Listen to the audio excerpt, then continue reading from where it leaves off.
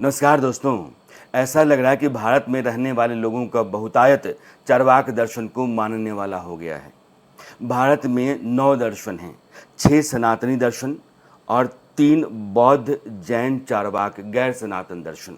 और चार्वाक दर्शन के मतावलंबी यह कहते हैं कि यावत जीवेत सुखम जीवेत ऋणम कृत्वा घृतम पिबेत, जब तक जिए सुख से जिए, कर्ज लेकर के घी पिएं, पित्वा पित्वा पुनर्पित्वा, पिए पिए फिर पिए, यावत पतति भूतले, जब तक जमीन पे ना गिर जाएं, उत्थाय च पुनर्पित्वा, उठ करके फिर पिए, पुनर्जन्म न विद्यते।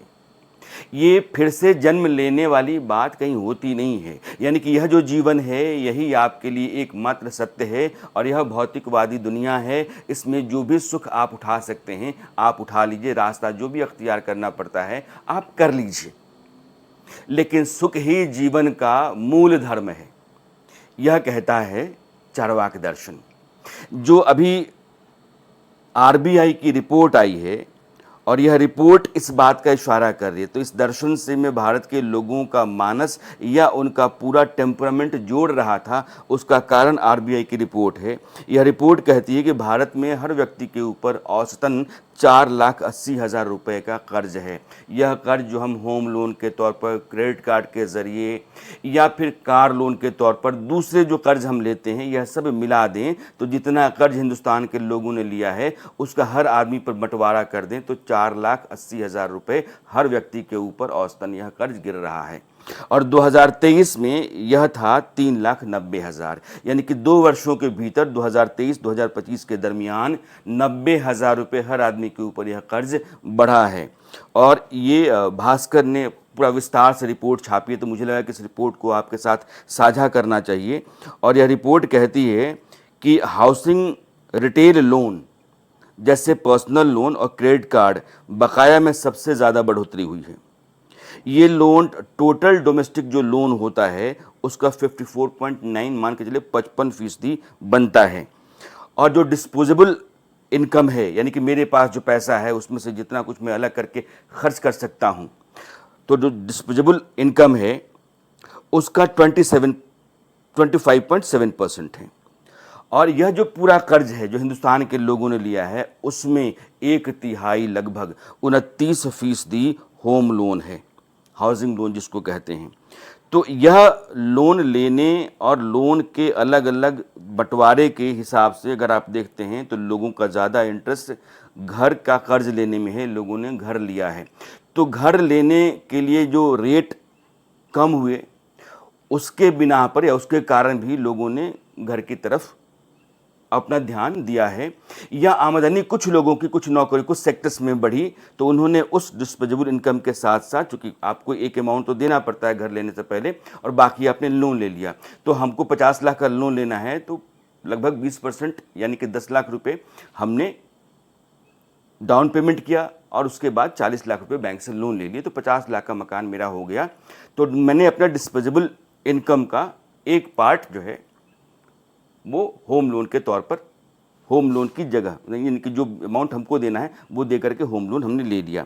यह रिपोर्ट आगे कहती है कि रिजर्व बैंक ने कहा कि इस कर्ज से फिलहाल कोई बड़ा खतरा नहीं है। यह जो स्टेटस है कि हर आदमी के ऊपर 4,80,000 रुपये बन रहे हैं, इससे कोई खतरा नहीं है। यानी कि जो बोरोवर्स हैं वो अच्छी रेटिंग वाले हैं। मैंने कर्ज लिया है, चाहे वो टीवी के लिए लिया, कार के लिया, घर के लिए, जो भी लिया है, लेकिन मैं अपना ईएमआई चुका रहा हूं और अपना पूरा कर्ज कहीं ना कहीं जाकर के आखिर तक मैं भर पा रहा हूं। ये स्थिति मेरी है। ज़्यादातर लोग हैं, इसलिए जो क्रेडिट रेटिंग है सिविल वाली वो बेहतर है, सेहतमंद लोग हैं उस लिहाज से। इसलिए यह लोन का जो लेवल है ये खतरे की घंटी नहीं है, बल्कि बाकी देशों के मुकाबले बेहतर है। यह रिपोर्ट कहती है कि कोविड-19 के समय की तुलना में जो डेलिक्वेंसी रेट यानी कर्ज ना चुका पाने की जो स्थिति बेहतर है। यह रिपोर्ट कहती है कि कोविड-19 के समय की तुलना में जो डेलिक्वेंसी रेट यानी कर्ज ना चुका पाने की जो स्थिति होती है या उसकी जो दर है उसमें कमी आई है। जिन लोगों की रेटिंग कम है और कर्ज ज़्यादा है उनके लिए जोखिम बढ़ा है। उनको कर्ज वैसे भी नहीं मिल रहा, लेकिन उनके पास अगर पहले से कर्ज है तो वो स्ट्रेस लोन है। तो अब नीचे वो रिपोर्ट कहती है कि जो माइक्रो फाइनेंस सेक्टर हैं, यानी कि छोटे छोटे कर्ज देने वाले जो सेक्टर हैं, उनमें कर्ज लेने वालों की एवरेज लायबिलिटी 11.7% तक कम हुई है। यह इस पर ध्यान देने वाली बात है।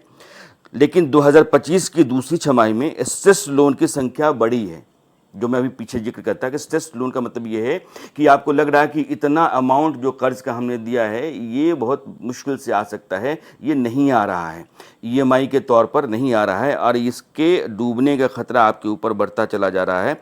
तो स्ट्रेस लोन 2025 की दूसरी छमाही में बढ़ा है और आरबीआई कह रही है कि माइक्रो फाइनेंसिंग कंपनियां ज़्यादा ब्याज ले रही हैं और मार्जिन वसूल रही हैं। इसके कारण जो माइक्रो फाइनेंस लोन हैं उनके ऊपर स्ट्रेस बढ़ा है। इसके अलावा मार्च 2025 तक भारत दूसरे देशों के मुकाबले में जो बाहरी कर्ज लेता है दूसरे देशों से, वो 736 बिलियन डॉलर था 2025 तक, मार्च 2025 तक, और पिछले साल की तुलना में 10% ज़्यादा है।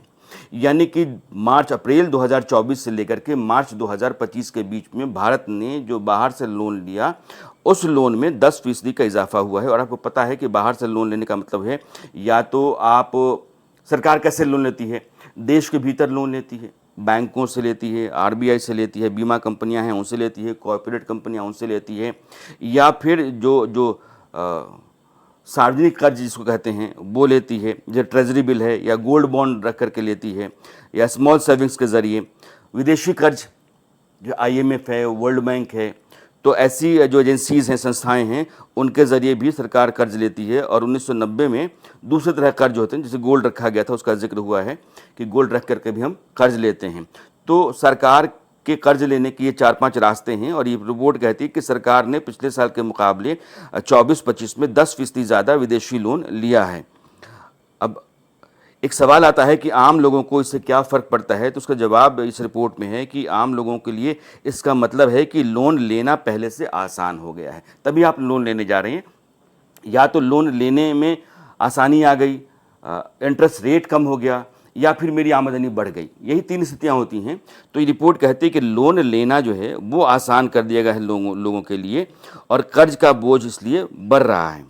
अगर आप लोन ले रहे हैं तो अपनी चुकाने की क्षमता का आप ध्यान रखिए, बहुत ज़रूरी है, क्योंकि बाज़ार में लोन लेना जब आसान हो जाता है तो हम अपनी माली हालत को के सोचे बगैर चीज़ों को अपने पास जमा कर लेते हैं। इसलिए मैं कह रहा था कि ये जो चार्वाक दर्शन के चलते मानसिकता बन जाती है कि हमारी आमदनी 100 रुपये की है, हमने लोन इतना ले लिया कि 90 रुपये तो हमारी ईएमआई बन गई, तो फिर हम घर खर्च कैसे चलाएंगे, बिजली बिल कहाँ से जाएगा, बच्चों की पढ़ाई का क्या होगा, नाते रिश्तेदार आएंगे तो क्या होगा, गाहे बगाहे घर जाना पड़ेगा तो वहाँ जो पैसा देना है उसका क्या होगा। हम अपनी रोज़ाना और सालाना ज़रूरतों से बाहर जा कर के कर्ज लेने लगते हैं कि ये ज़रूरतें पूरी होती हैं कि नहीं होती, इसका ध्यान रखे बगैर। तो ये ख़तरा जो है वो लगातार बढ़ रहा है। इसलिए स्ट्रेस लोन भी खासकर माइक्रो फाइनेंसिंग जो कंपनीज होती हैं उनके दायरे में बढ़ रहा है। आरबीआई की जो फ्लेक्सिबल मॉनेटरी पॉलिसी से ब्याज दरें कम हो सकती हैं, इससे कर्ज चुकाना आसान हो सकता है, बिल्कुल सही है। लेकिन माइक्रो फाइनेंस लोन लेते समय सावधानी बरतने की ज़रूरत है, क्योंकि ब्याज दरें ज़्यादा हो सकती हैं। और जब भी आप लोन लीजिए तो इस बात का बहुत ध्यान रखिए कि पहले पूछिए कि रेट ऑफ इंटरेस्ट क्या है। और जब रेट ऑफ इंटरेस्ट पर बहुत पढ़ते हैं, जानते हैं, समझते हैं, बाकी अलग अलग बैंकों से बात करते हैं, तो बातचीत में ही रेट ऑफ इंटरेस्ट कम हो जाती है। मैंने एक लोन लिया था तो मेरा रेट ऑफ इंटरेस्ट जो पहला बैंक आया था लोन के लिए वो 10.35% का लोन ऑफ़र कर रहा था, और मैंने कई बैंकों के साथ बात की तो धीरे धीरे मेरा लोन जो है वो, बहुत पहले की बात मैं कर रहा हूँ, 9.35% पे आ गया। तो लगभग 1% के आसपास लोन कम हो जाता है। अगर 1 करोड़ का लोन लेते हैं और 1% कम हो जाता है तो आपकी ईएमआई समझिए कि कितनी महीने की कम हो जाती है। तो एक बड़ी रकम आप बचाते हैं। तो सेंसिबली लोन लेते समय भी कर्ज को लेकर के आप बहुत सजग रहिए। और रेट ऑफ इंटरेस्ट, मैंने कर्ज मतलब मेरी आमदनी और जो मेरी ईएमआई है, ईएमआई आपके टोटल इनकम का 40% से ज़्यादा नहीं होना चाहिए, मैक्सिमम 50%। लेकिन बाकी 50% आप अपने पास रखिए। ये वर्स्ट कंडीशन है कि 50% तक आपकी ईएमआई जा रही है। कोशिश कीजिए 30% के आसपास ईएमआई रहे, क्योंकि बाकी खर्चे बहुत होते हैं जो ज़रूरी होते हैं, पैसे आपके पास रहने चाहिए। और ये 2025 की तीसरी तिमाही तक अर्थव्यवस्था के मामले में भारत जापान को पीछे छोड़कर दुनिया की चौथी बड़ी अर्थव्यवस्था बनेगा, ये आईएमएफ कह रहा है 2025 तक। हालांकि भारत सरकार कहती है कि हम तीसरी अर्थव्यवस्था बन गए हैं, लेकिन आईएमएफ के मुताबिक 2025 की तीसरी तिमाही में, यानी कि सितंबर तक, जुलाई अगस्त सितंबर, हाँ, अक्टूबर नवंबर दिसंबर जनवरी फरवरी मार्च अगला होगा।